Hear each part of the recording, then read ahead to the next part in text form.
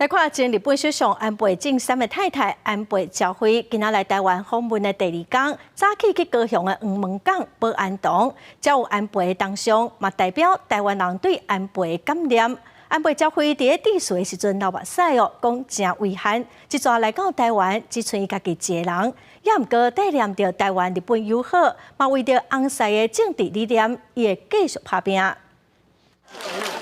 前日本首相安倍晋三的遗孀安倍昭惠看起来精神袂歹，向在场的人一致了后，听了简报，就到家己翁婿的东乡进前来献花。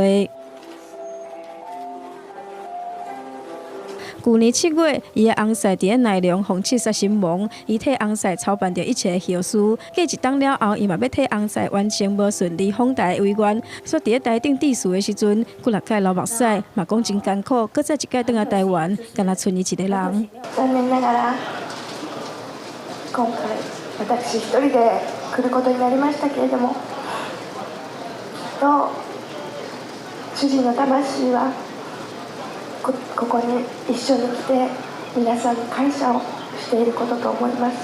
知影保安堂替翁婿来昔日当上，是伫咧日本安倍举行国葬进前，伊是非常的感動。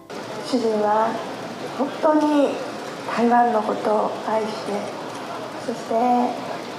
去年は今日金秀先生もいらしてますけれども、多くの日本の皆さんと共に、コロナが落ち着いてこの台湾に訪問させていただくことを大変楽しみにしておりました。各种威胁困难，安倍先生公开的说，台湾有事就是日本有事。安倍昭惠讲，即届一个人来台湾，搁再一届体现台日友好，嘛代表伊会早着翁婿的爱，做伙延续着翁婿的政治理念，为着台日友好共同努力，嘛答应讲有机会一定搁回来。记者王刘婷、林昭宽高雄报道。